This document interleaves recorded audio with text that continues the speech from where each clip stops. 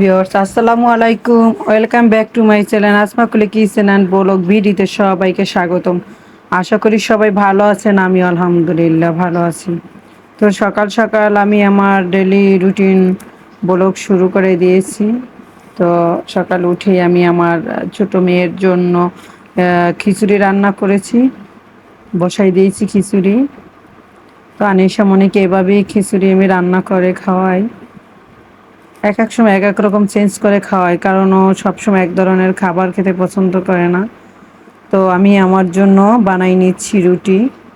তো আজকে রুটিটা আমি গরম পানি করে নিয়েছি, তারপরে আমি সিদ্ধ করে নেব করে নিজের হাতে। তো আমি এখন রুটি বানাবো। আমার বেলুন ফ্রিটা আমি এইটার ভিতরেই রেখে দিই, যাতে কোনো তেলাপোকা ইঁদুর বা কোনো কিছুতে না নষ্ট করতে পারে।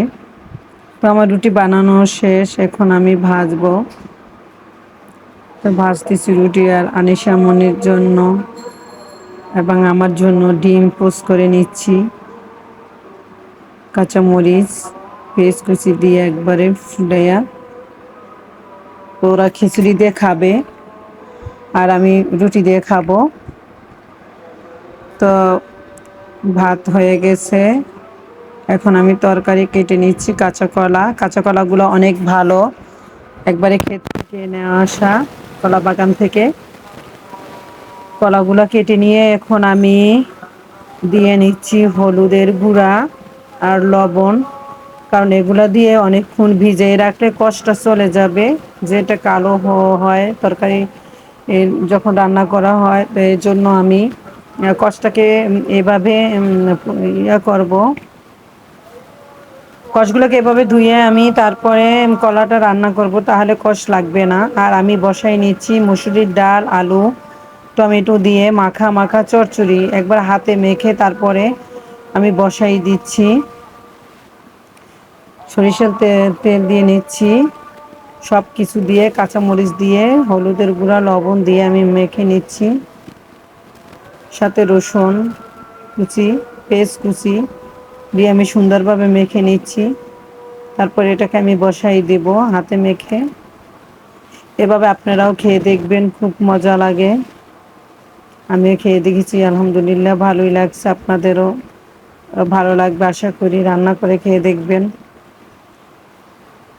এভাবে বাচ্চারাও খেতে পারে, পছন্দ করে, বড়রাও খায় এগুলা। আপনারা রুটিতেও খেতে পারেন, তারপরে ভাতও খেতে পারেন, সব ধরনেরই খাওয়া যাবে। তো আমার মাখানো হয়ে গেছে, এখন আমি কষাই নিব। একবারে জলদি নিচ্ছি, আর আমি জল দিব না। তো ভিউয়ার্স, আপনাদেরকে একটা অনুরোধ, আপনারা যারা আমার ভিডিওটি দেখেছেন বা আমার ভিডিওটি পছন্দ করেন, একটু যদি পছন্দ করেন, তো আমার ভিডিওটিকে আপনারা লাইক করবেন, কমেন্টস করবেন এবং শেয়ার করবেন। তো আমার রান্না শেষ পর্যায়ে এখন আমি কিছু প্লেট বাটি আছে, এগুলো ধুয়ে নিচ্ছি। আমি বসাই দিচ্ছি চিংড়ি মাছ দিয়ে কলাটাও আমার হয়ে গেছে প্রায়। আমি কষাই নিয়ে এখন জল দিয়ে উঠে রাখবো। এটা আমি অনেকটাই সিদ্ধ করে নিয়েছি, এখন পরিমাণ মতো জল দিয়ে নিচ্ছে। এদিকে আমার ডালটাও হয়ে যাচ্ছে। তো যারা যারা আমার ভিডিওটি দেখেন তাদেরকে অসংখ্য ধন্যবাদ। দূরে কিংবা কাছে যে যেখান থেকে আমার ভিডিও দেখেছেন, সবাইকে অসংখ্য ধন্যবাদ। তো আমার বেগুন ভাজি করে নিচ্ছি, কারণ বেগুন তো আমার খুব পছন্দের। তো থালা বাসনগুলো ধুয়ে আমি এখানে রেখে দিয়েছি। ঝুড়িটার ভিতরে পানি ঝরানোর পরে আমি ওটাকে অন্য একটা রেক আছে ওখানে রেখে দিই। তো আমি রান্না শেষ করে আমি গোসল সেরে নামাজ পড়ে আমি খাবার টেবিলে চলে এসে, তবে আমি যখন একা বসি আমি এভাবেই নিয়ে বসি।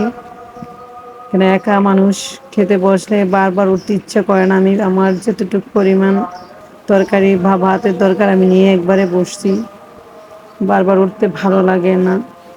তো ভিউয়ার্স, আমার ভিডিওটি আর বাড়াবো না, এখানেই শেষ করতে চাই। তো সবাইকে আবারও অনুরোধ করছি, আপনারা যারা এখনও আমার চ্যানেলটিকে সাবস্ক্রাইব করেন নাই, প্লিজ প্লিজ তারা আমার চ্যানেলটিকে সাবস্ক্রাইব করেন। তো আমার ভাত খাওয়া শেষ, আমি চলে এসেছি বারান্দায়। এসেই দেখি আকাশের যে কি অবস্থা, পুরো আকাশ অন্ধকার হয়ে আছে। দেখেন আবহাওয়া বেশি ভালো না।